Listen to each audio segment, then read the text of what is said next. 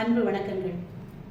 பொருள் என்று சொன்னாலே அது கையில் உள்ள பொருள், நல்ல வழியில் ஈட்டிய பொருளைத்தான் குறிக்கும். அந்த பொருளுக்கு என்ன சிறப்பு என்றால், ஒரு பொருளாக மதிக்காதவர்களை கூட மதிக்க வைத்திடும் தன்மை கொண்டது.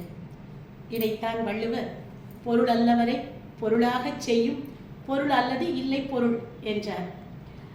பொருள் என்னும் விளக்கு இருந்தால் எந்த நாட்டுக்கும் சென்று நாம் ஒளியை பெறலாம். பொருள் என்னும் பொய்யா விளக்கம் இருளறுக்கும் எண்ணிய தேயத்து சென்று. அது மட்டுமா, அறத்தையும் இன்பத்தையும் தருவது கூட பொருள்தான் என்றார் வள்ளுவர். இப்படிப்பட்ட பொருள் பலவிதமான பெயர்களால் மக்கள் அழைக்கிறார்கள். காசு, பணம், நாணயம், செல்வம், இப்படி எத்தனையோ. எல்லாமே ஒன்றைத்தான் குறிக்கிறதா என்றால் ஒன்றுதான்.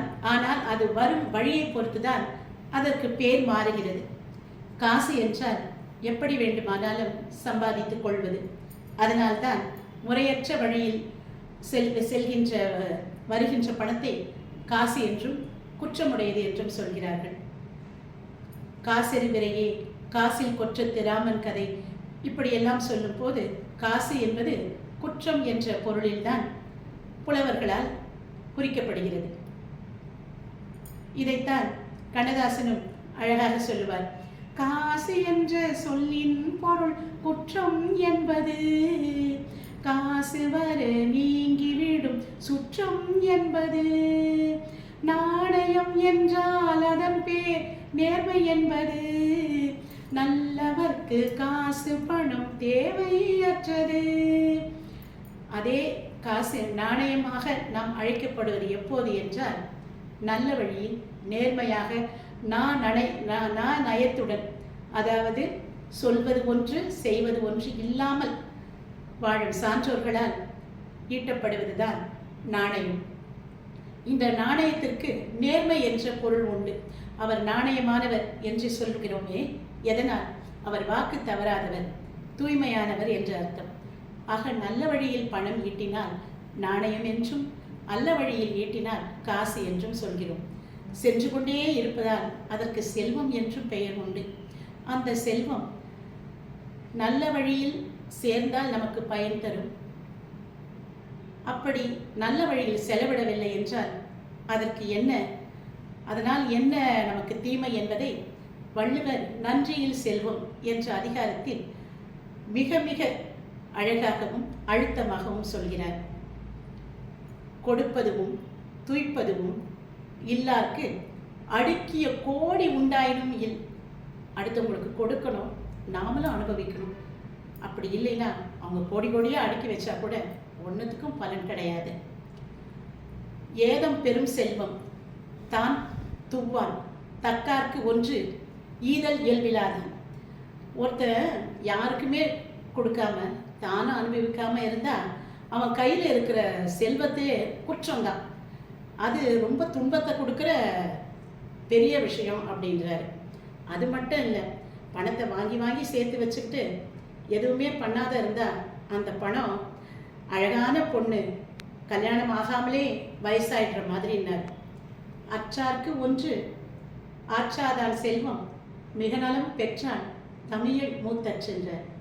அதனால செல்வம் என்பது நல்ல வழியில ஈட்டி நாணயமா நடந்து குற்றம் இல்லாம நாமளும் அனுபவிச்சு மற்றவங்களுக்கும் கொடுக்கறது தான்.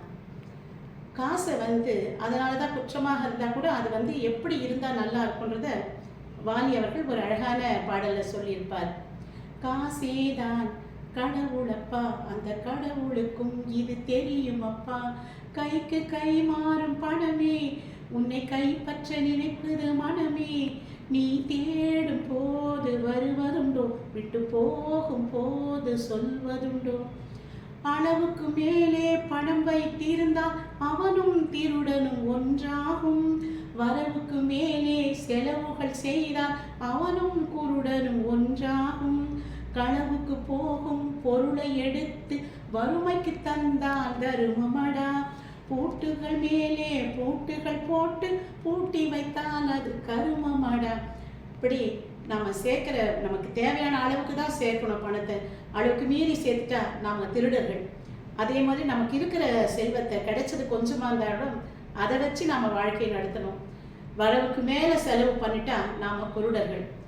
யாரோ நமக்கு அபகரிச்சுட்டு போகிறதுக்கு முன்னாடி நாம் வறுமையாக இருக்கிறவங்களுக்கு கொடுத்தா அதுதான் தர்மம். அதை விட்டுட்டு பத்திரமா பூட்டுன்னு பூட்டி வச்சா அது நமக்கு வர கருமம். அதை யார் எடுத்து போவாங்க, யார் அனுபவிப்பாங்கன்னே தெரியாது. இப்படி நல்ல விதமாக பொருள் ஈட்டி நாணயமாக பாதுகாத்து கொடுத்து தானும் அனுபவித்து வாழ்வது தான் பொருள். அதுவே நற்பொருள். அந்த பொருள் நாம் பெற்று வாழ்க்கையை பொருளுள்ளதாக மாற்றுவோம். நன்றி, வணக்கம்.